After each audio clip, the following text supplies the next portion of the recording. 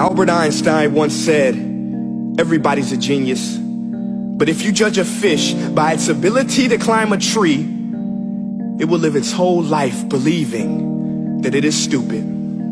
Ladies and gentlemen of the jury, today on trial we have modern day schooling. Glad you could come. Not only does he make fish climb trees, but also makes them climb down and do a 10-mile run. Tell me, school, are you proud of the things you've done?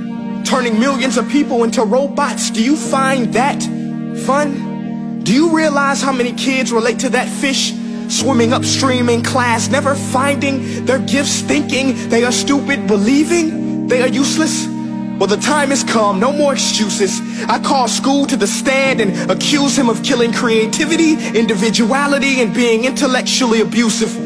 He's an ancient institution that has outlived his usage. So, Your Honor, this concludes my opening statement, and if I may present the evidence of my case, I will prove it. Proceed. Exhibit A. Here's a modern day phone. Recognize it? Here's a phone from 150 years ago. Big difference, right? Stay with me. Here's a car from today, and here's a car from 150 years ago.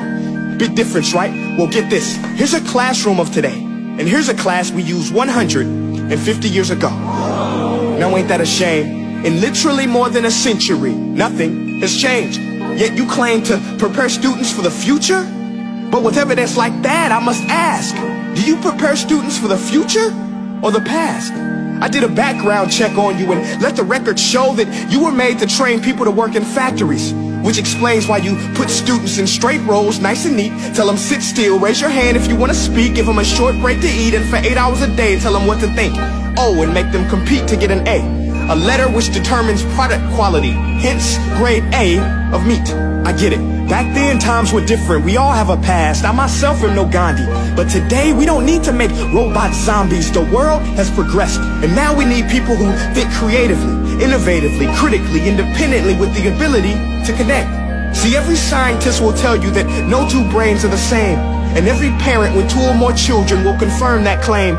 So please explain why you treat students like cookie cutter frames or snapback hats, giving them this one-size-fits-all crap. Watch your language. Sorry, Your Honor, but if a doctor prescribed the exact same medicine to all of his patients, the results will be tragic. So many people will get sick, yet when it comes to school, this is exactly what happens. This educational malpractice, where one teacher stands in front of 20 kids, each one having different strengths, different needs, different gifts, different dreams, and you teach the same thing the same way?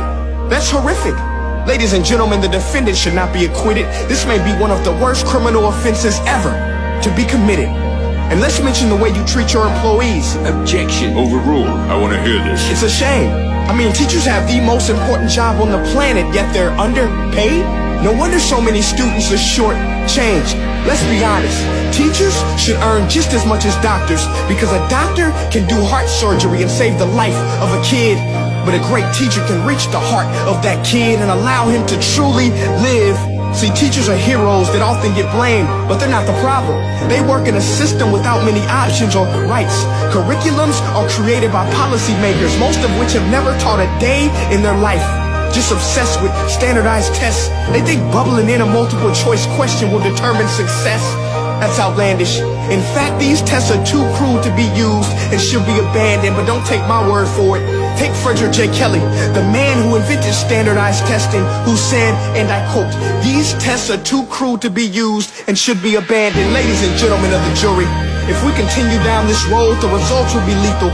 I don't have much faith in school, but I do have faith in people.